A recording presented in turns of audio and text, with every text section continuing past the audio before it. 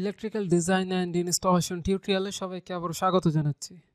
আমরা গত টিউটোরিয়ালে দেখেছিলাম কিভাবে ট্রান্সফরমারের এলটি সাইড এবং এইচটি সাইডের কারেন্ট ক্যালকুলেট করতে হয়। তো আজকের টিউটোরিয়ালে আমরা দেখব একটি ট্রান্সফরমারের শর্ট সার্কিট কারেন্ট আমরা কিভাবে ক্যালকুলেট করব এবং কেবল সিলেকশনের ক্ষেত্রে কিভাবে সেটা ইউজ করব। তো আমরা এখানে ট্রান্সফরমারের যে শর্ট সার্কিট কারেন্ট সেটা ক্যালকুলেট করার একটি ফর্মুলা দেখতে পাচ্ছি। তো আইএস যদি আমাদের ট্রান্সফরমারের শর্ট সার্কিট কারেন্ট হয় তাহলে আইএস বের করার ফর্মুলা হচ্ছে আমাদের FLA, এটা হচ্ছে আমাদের ফুল লোডেড কারেন্ট। সেই ফুল লোডেড কারেন্টকে আমরা মাল্টিপ্লাই করব 100 মাল্টিপ্লাই 10 দিয়ে।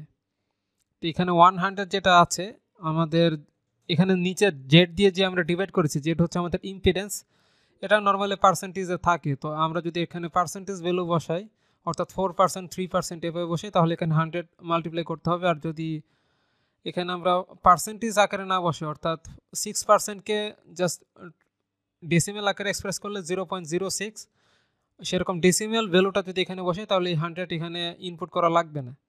তো এইভাবে যদি আমরা শর্ট সার্কিট কারেন্টটা ক্যালকুলেট করে ফেলি তাহলে সেই শর্ট সার্কিট কারেন্ট আমাদেরকে ইনপুট করতে হবে এই কন্ডাক্টর সাইজ ক্যালকুলেশনের ফর্মুলায়। তো এখানে আমরা দেখতে পাচ্ছি এখানে যে আইএস শর্ট সার্কিট কারেন্ট সেটা আমরা জাস্ট এখানে ইনপুট করেছি এবং এই শর্ট সার্কিট কারেন্টকে আমরা মাল্টিপ্লাই করেছি √/T দিয়ে। টি হচ্ছে আমাদের ফল্ট ক্লিয়ারিং কারেন্ট এবং এখানে কে হচ্ছে আমাদের একটি কনস্ট্যান্ট ভ্যালু, অর্থাৎ কেবলের একটি কনস্ট্যান্ট ভ্যালু থাকে। সেটা যদি আমাদের কপার কেবল হয় তাহলে সেটার ভ্যালু হচ্ছে 143 এবং সেটা অ্যালুমিনিয়াম হলে সেটার ভ্যালু হবে 94। অবশ্যই এটা শুধুমাত্র XLPE কেবলের ক্ষেত্রে। অন্য টাইপের কেবল যদি আমরা ইউজ করি তাহলে এটার ভ্যালুটা চেঞ্জ হয়ে যাবে। তো আমরা যদি একটু ক্যালকুলেশন দেখা ট্রাই করি, যখন আমাদের ফুল লোডেড কারেন্ট 30 অ্যাম্পিয়ার অর্থাৎ এসটি সাইডে যদি আমরা 30 ampere full loaded current use করি তাহলে জেড হচ্ছে আমাদের 4%। আমরা পাশে একটা স্যাম্পল দেখতে পাচ্ছি ট্রান্সফরমারের নেম প্লেটের স্যাম্পল। তো এখানে দেখতে পাচ্ছি আমাদের ট্রান্সফরমারের সব রেটিং লেখা আছে, সেটা কত কেভিএতে অপারেট করা হচ্ছে।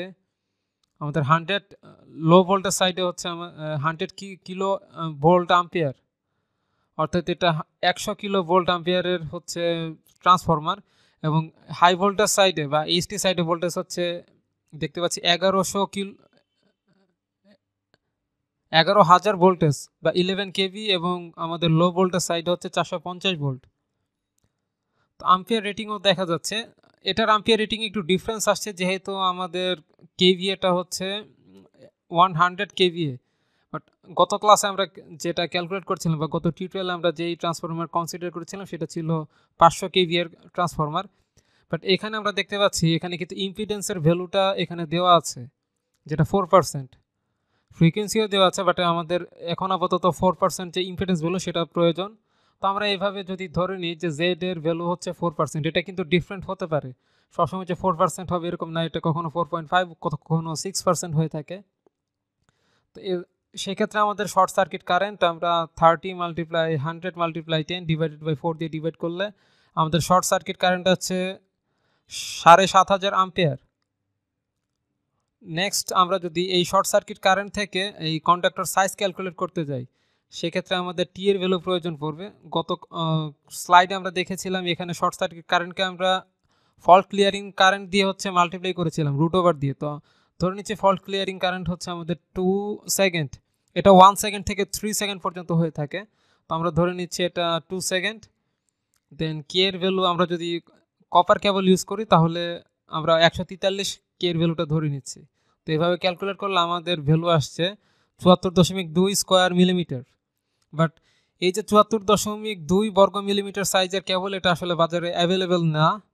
তো সেক্ষেত্রে আমাদেরকে অবশ্যই যেই সাইজের কেবলটা অ্যাভেলেবেল আছে সেটা হচ্ছে 70 মিলিমিটার স্কোয়ার বা 70 বর্গ মিলিমিটার। তো 70 বর্গ মিলিমিটার তো এখানে ইউজ করা যাবে না, যেহেতু এখানে 70 বর্গ মিটার থেকে বেশি আসছে ভ্যালুটা, তাই আমরা 70 থেকে এক সাইজ বড় নিব, সেটা হচ্ছে 95 বর্গ মিলিমিটার স্কোয়ার বা 95 বর্গ মিলিমিটার। এভাবে হচ্ছে আমরা শর্ট সার্কিট কারেন্ট ক্যালকুলেট করে আমাদের ট্রান্সফরমার কেবল সিলেক্ট করতে পারি। ধন্যবাদ সবাইকে।